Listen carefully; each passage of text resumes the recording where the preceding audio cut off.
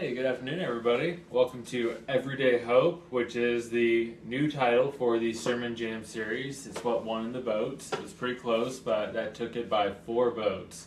So this will be forever known as Everyday Hope, and when you share, like, comment, or if you want to show people, just use that phrase or hashtag to get the word out. But it's been a crazy day. You know, the weather's been different. It's been windy all day and raining. For those of you here in Arizona, you know. And my dad is actually in the hospital. He's having to have his gallbladder removed. So nothing too major, but prayers are still very much appreciated. But today, let's talk about the World Series, man. How about that game? People saying it's the greatest Game 7 of the World Series ever. And talking about how amazing it was for the Cubs to come back and win it. They broke their, I think it was a 108-year streak, so it was definitely pretty crazy. So I have an article I want to share with you guys about one of the players on the Cubs. And I'm not going to pretend like I'm a fan or try to bandwagon it, because I'm not a Cubs fan or an Indians fan. Just don't watch a whole lot of baseball, personally. I loved playing it. It was my favorite sport as a kid. But I don't watch a lot of it. But Ben Zobrist, I think it's pronounced, is the player I want to talk about. And before I get into talking about him, I want to share with you guys a passage from the Bible today out of Matthew chapter 5, starting at verse 13. And it's titled Salt and Light. You are the salt of the earth, but if the salt loses its saltiness, how can it be made salty again? It is no longer good for anything except to be thrown out and trampled by men. You are the light of the world. A city on a hill cannot be hidden. Neither do people light a lamp and put it under a bowl. Instead, they put it on its stand, and it gives light to everyone in the house. In the same way, let your light shine before men, that they may see your good deeds and praise your Father in heaven. So to me, that passage just speaks a lot about letting people see God in you and letting your light liberate others, living out a godly and righteous and faithful life so that you can be an example to others. So I'll share with you guys just some tidbits from the article here I have, and I shared it on my Facebook page last night for those of you that want to check out the article itself, and I'll throw it in the comments when the video is over. So, Chicago Cubs player Ben Zobrist uses his platform to share his Christian faith. He says, we all need Christ. Now, Zobrist has been given some incredible opportunities in his baseball career. Last year, he won a World Series title with the Kansas City Royals, and this year, he has the opportunity to win another World Series with the Cubs, who are looking to win the World Series for the first time since 1908. We know that as Christian athletes, people are watching, and so we want to be the best example we can be and show that we are different, that Christ has changed our lives. That was a quote from Zobrist, and it was in 2013. He also said, but at the same time, I want people to know that grace is for everyone. We all need grace, and we all need Christ. So it's an amazing thing that he gets up there and has his testimony, and he's won World Series in 2015. He just won one now with the Cubs, but he stays God-centered. And I went further to research more about him and found out that when he was on the Royals, I'm not sure about the Cubs. I didn't get as much time to research as I wanted to, being in the hospital, but he talks about how he started a Bible study with the men on his baseball team, with the professional baseball team, the Royals. He started a men's Bible study before practices. That's amazing. It's amazing to take something like baseball, to use it to show your love for God, like we talked about with hobbies, and not only to do that, but to live in such a way that you're leading others to God and not being afraid to share your faith with people. And his players even talk about, even the ones that aren't Christians say, he's able to portray his faith in a way that doesn't make me feel pressured, but makes me curious to know more. That's an amazing trait and quality to have as a person. I think it's something we should all strive for, not to be too pushy or to force our religion on people, but just for them to see the change it makes in our lives and to always be inviting to people.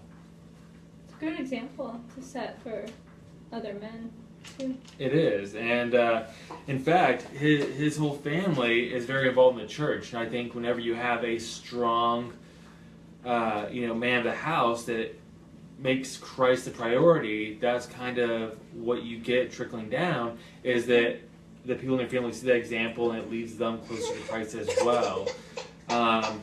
But his wife, and I don't remember her name, I'll put it in the comments, sorry guys, but she's actually a Christian pop artist. So she sings worship songs. So they make quite the duo between the two of them. But I just thought, what a great example of being the salt of the earth and just being able to enrich the lives of the people around you, and to take something as a World Series, what people are calling the greatest ever played, and to still say, hey, as great as that was, God's greater, and He deserves all the honor and glory for the things I've accomplished in my life. He's humbled by it. Very humble guy, and it's just amazing because when I look at his $30 million contract and all this, he has such charitable things he does. He even volunteers every summer teaching baseball at a Christian summer camp as well.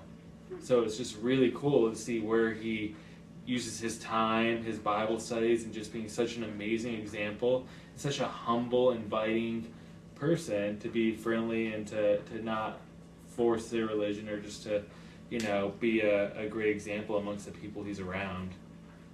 Especially with the spotlight on him, that's a lot of responsibility. Yeah, good opportunity to do it though.